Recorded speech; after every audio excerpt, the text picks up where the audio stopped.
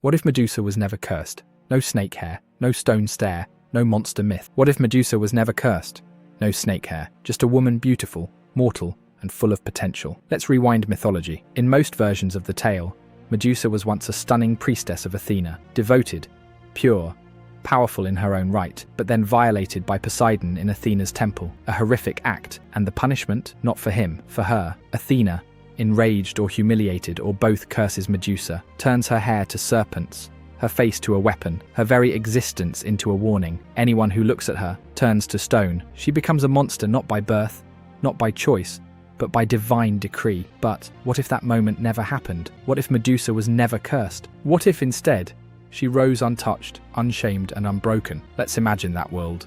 First, Medusa remains a mortal priestess of Athena, brilliant, bold, and beautiful, her loyalty intact, her wisdom respected. Instead of being exiled to a cave, she becomes a symbol of divine power. Maybe Athena rewards her devotion. Maybe she grants her insight, protection, a seat of honor in her temples.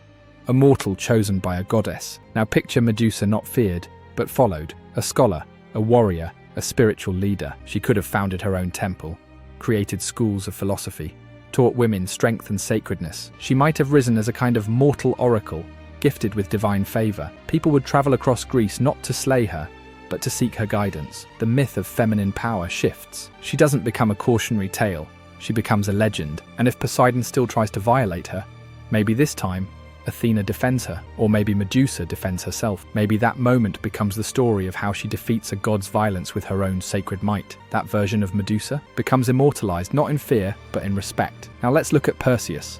In our version of history, he slays Medusa, cuts off her head, and uses it as a weapon. It becomes a symbol of ultimate power, worn even by Athena herself on her shield. But in this timeline, there's no hunt, no head, no triumph. Perseus still has a hero's journey, but it takes a different form. He wins by wit, not by slaughter. He allies with Medusa instead of defeating her. Maybe she even helps him. The gods take notice. Medusa becomes a symbol of balance, human, yet holy, mortal, but mighty, not divine by bloodline, but by character. Now imagine her legacy. Girls in ancient Greece don't fear becoming Medusa.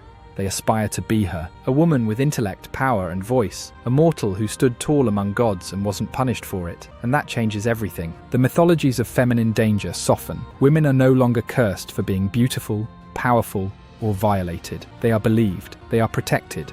They are lifted up. Even the iconography of Medusa changes. No more monstrous masks on shields. No petrifying gaze. Instead, her symbol becomes one of wisdom, healing, protection. The serpent still present, but no longer as a weapon, but as a sacred guardian of life and transformation. This world doesn't erase pain, but it reclaims it. It honors those who suffer. It changes who gets cursed. And it asks the bigger question, who gets to decide who becomes a monster and who becomes a legend? Because maybe Medusa was never the monster. Maybe she was the mirror, reflecting the fear of men, the silence of gods, the cost of injustice. And maybe the real what if isn't about undoing the curse, but about finally seeing her story clearly. So tell us, was Medusa ever really the villain, or was she the one the gods were afraid would rise? Drop your thoughts in the comments, and don't forget to subscribe to Mytho Mouths for more twisted tales, myth flips, and alternate endings that rewrite the legends you thought you knew. Because in mythology, power doesn't always wear a crown. Sometimes it wears snakes.